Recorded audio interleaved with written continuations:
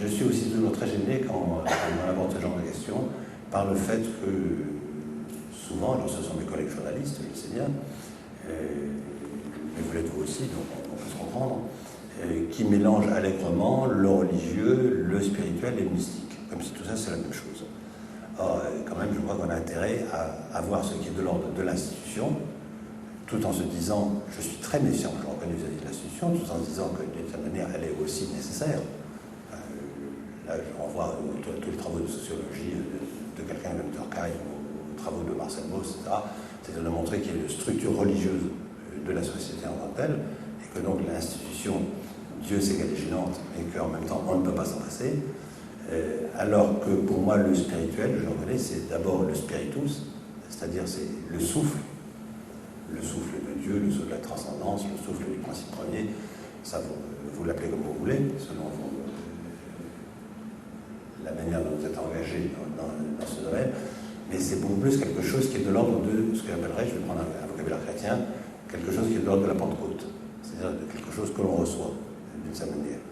Alors que le mystique est beaucoup, me semble-t-il, je reconnais, tout ça, ce sont les catégories qui sont les miennes, serait beaucoup plus de l'ordre d'une expérience intérieure, en le renvoyant à l'étymologie, le verbe muein en grec, qui veut dire ne pas pouvoir ouvrir la bouche, ne pouvoir rien dire, c'est-à-dire l'expérience, et l'expérience qui ne peut pas s'exprimer, précisément parce qu'elle est tellement vécue, l'expérience du divin, je vais me servir de ce terme, du divin, entendre le divin est strictement irreprésentable, qu'il est indicible, qu'il échappe à toutes nos catégories, qu'il est au-delà de toutes les pensées que nous pouvons en avoir. Et je suis très frappé de voir comme quand même aujourd'hui, souvent, on passe d'un domaine à l'autre sans aucune précaution. Là-dessus, je me rappelle, pardonnerai de rappeler ainsi des témoignages personnels, mais je me rappelle un journaliste de témoignage chrétien qui est venu m'interroger au moment où Benoît XVI a admis que l'on puisse dire la messe en latin. Alors il commence par m'interroger d'une manière en me disant oui, Benoît XVI a réintroduit la messe en latin. Je lui dis c'est pas exactement ce qu'il me semblait avoir compris. Il me semble qu'il a admis que l'on pouvait le dire, on pouvait la dire en latin, mais ça ne met absolument pas en cause la liturgie qui a suivi le Vatican II. Et il me dit et comment c'est-vous? Je lui dis moi je suis plutôt favorable à la messe en latin.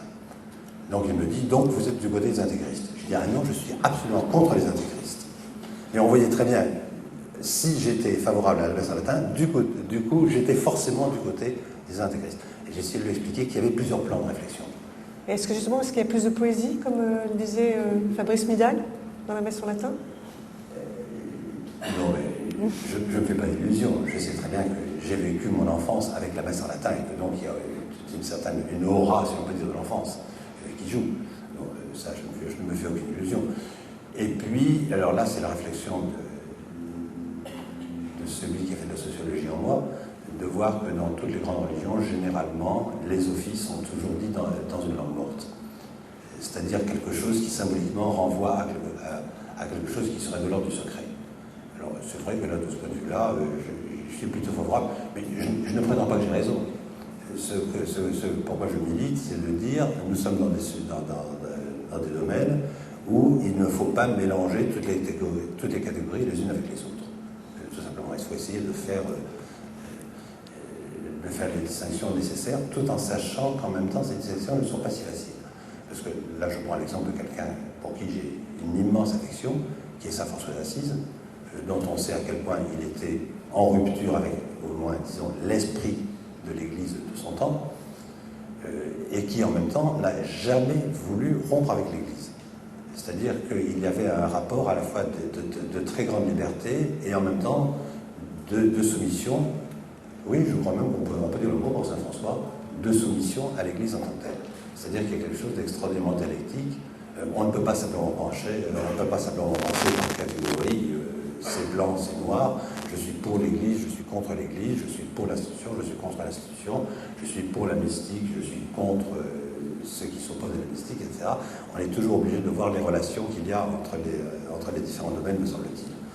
Mais alors, bon, pour en revenir... à la quête le symbolique à la question. Oui, mais le symbolique, je suis en train de tourner autour, hein, de cette manière.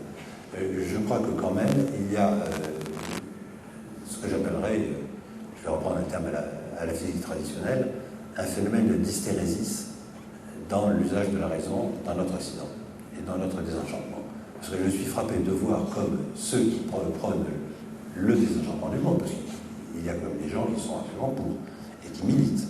Je dirais qu'ils sont religieusement laïques, d'une certaine manière. Mais je suis toujours frappé de voir comme ils s'appuient sur un usage de la raison, et particulièrement sur un usage de la science, qui est dépassé depuis 150 ans. Comment on est en réalité dans l'horizon, non pas de la science, mais d'un scientisme, d'une certaine façon. Et que la raison soit un merveilleux outil, ça, en tant que philosophe, il ne me viendrait même pas l'idée de le nier, mais qu'en même temps, il ferait bien de lire un certain nombre de philosophes comme Emmanuel Kant, etc., c'est-à-dire qui montrent qu'il y a une aporie de la raison, et que la raison connaît ses propres limites. Et qu'on ne passe à ce que j'appellerais une supra-raison, je reprends le terme à Geoffroy, je crois, ou à ce que Saint-Augustin appelait une raison embrasée, en quelque sorte, que lorsqu'on a assumé toute la raison.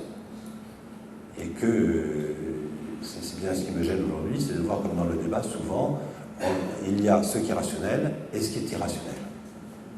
Ce qui est une sorte de régression en deçà de la raison.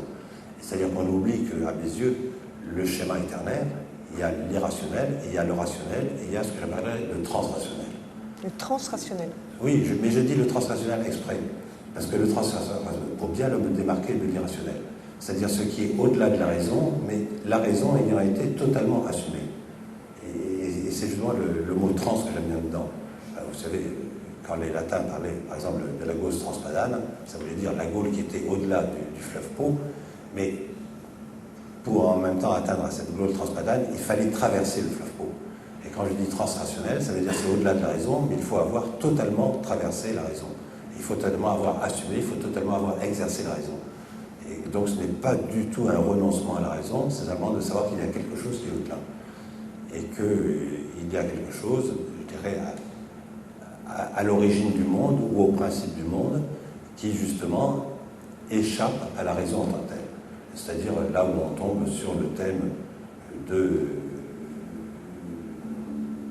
parce qu'un philosophe que je fréquente beaucoup, je le reconnais, mais qui est à la lignée de toute la grande philosophie, de la grande théologie néoplatonicienne, de ce que quelqu'un comme Plotin appelle l'un d'avant l'un. C'est-à-dire l'un d'avant l'un. C'est-à-dire ce qu'on ne peut pas désigner, ce à partir de quoi tout naît, et ce qui échappe à toute parole, ce qui échappe à toute saisie rationnelle, ce qui échappe à toute catégorisation, mais qui est une sorte de vide de la pensée.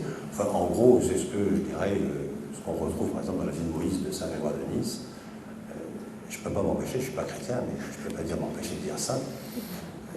Enfin bon, là aussi, ce sont des souvenirs d'enfance. Disons de Grégoire de Nice, où ce qu'on retrouve dans la théologie mystique ou dans les noms divins du psaume de Denis, quand il parle du néant suressentiel. C'est-à-dire de quelque chose qui existe, mais qui n'est pas de notre ordre d'existence à nous, et à partir de quoi tout naît. Et c'est là, justement, qu'il me semble qu'il y a ce que j'appelle la perte du symbolique dans notre société.